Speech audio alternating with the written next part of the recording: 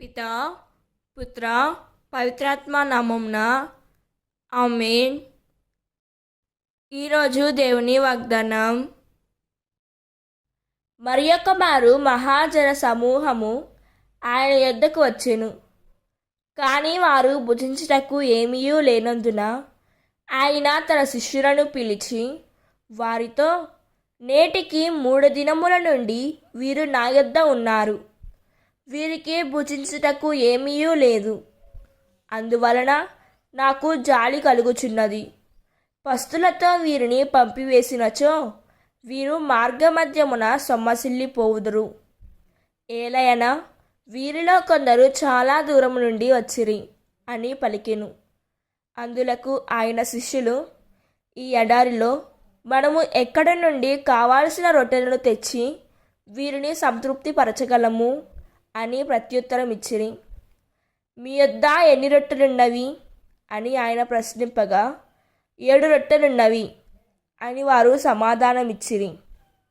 అంతటా యేసు ఆ జన సమూహమును అచట కూర్చుండ ఆజ్ఞాపించి ఆ 7 రొట్టెలను అందుకొని దేవునికి కృతజ్ఞతా స్తోత్రములు చెల్లించి వానిని త్రుంచి వడ్డించుటకై తన శిష్యులకు ఇచ్చెను.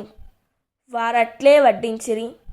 వారి యొద్దనున్న కొన్ని చిన్న చేపలను ఆయన ఆశీర్వదించి వారిని కూడా వడ్డింప ఆజ్ఞాపించెను.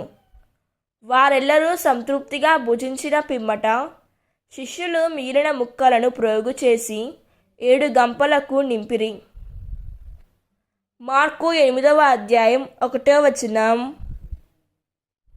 ఈ వాక్యం మనకు ఏం చెబుతున్నదంటే, ఈ లోకంలో ప్రతి మనిషి తన ప్రాణం, తన గౌరవం, తన సుఖం కాపాడుకోవాలని చూస్తాడు. కానీ యేసు చెప్పినది పూర్తిగా భిన్నమైన సత్యం.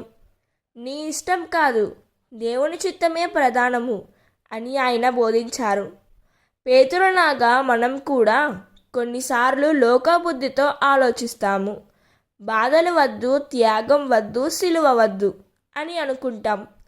కానీ యేసు చూపించిన మార్గం సిలువ మార్గం. మన స్వార్థాన్ని వదిలి ఆయన కొరకు జీవించడమే నిజమైన జీవితం.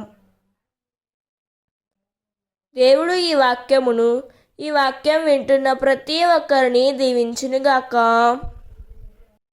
ప్రార్థన. ప్రభువైన యేసయ్య, నా మనసులో ఇంకా స్వార్థం, భయం, లోకబుద్ధి ఉన్నట్లయితే క్షమింపుము.